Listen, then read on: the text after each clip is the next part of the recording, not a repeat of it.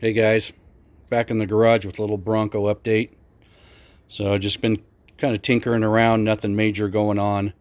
I've been replacing some of the rubber in the back here. As you guys know, a lot of these Broncos have got a lot of vibration back here. Got the new strut kit, which is really nice.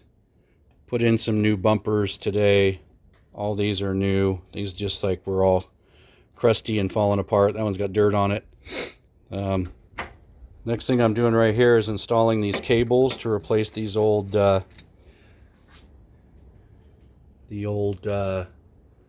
straps for the tailgate. These things, if you know, they rattle quite a bit inside the door, inside the tailgate once you shut it. This is the James Duff kit. Really nice kit. One thing that I don't like, they just don't give you instructions, and they just expect us to know exactly where the washer and all this is supposed to go. You can kind of figure it out, but I still don't know exactly where this washer goes. I've looked at the pictures online. This is, I don't know if you can see it on the camera. This is pretty much what I see, the pictures of the trucks online. The other thing is you're working, and I hope this will come out good on camera. You're working right here in between this space right here. Don't pull both of these screws out and try to take this off and take it out of the way, because if you have an interior panel, then you're going to have to rip out your interior panel to get to the little plate that's on the back that holds the screws in. Luckily, when I unscrewed the screws, I could feel it moving, so I just kind of left the bottom one in place and went ahead and screwed this back together. Real tight space in here to work with. But you know what? The overall outcome is going to be way better. You know, the benefit of having these cables and the least amount of rattle back here. All the rubber came from Dennis Carpenter.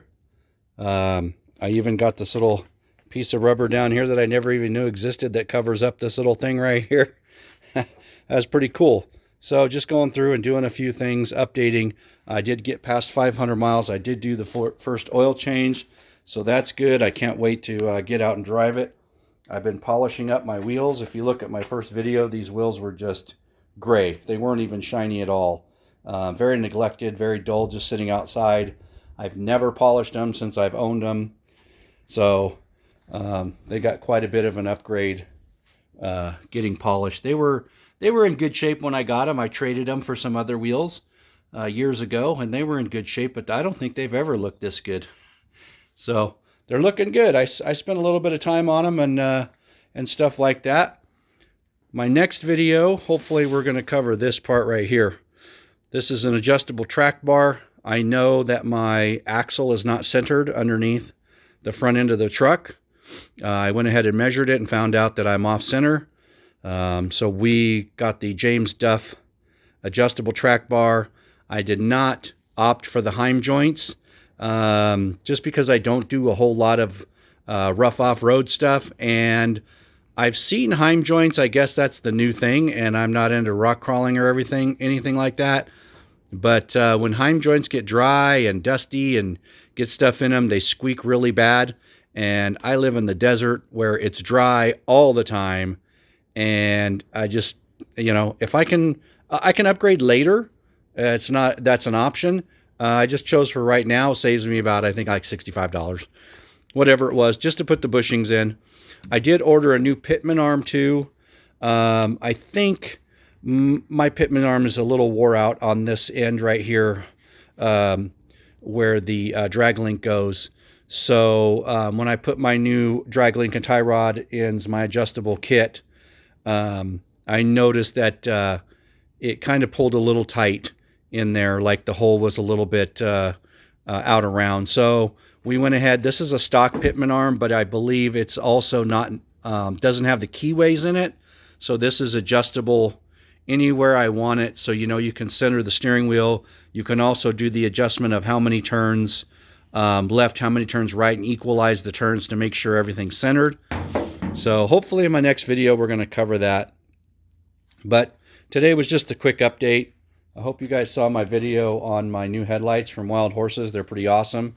I did get the halos hooked up to the key switch, so they act like daytime running lights. So every time my key's on, the halos are on. So when I'm just driving around, pretty cool.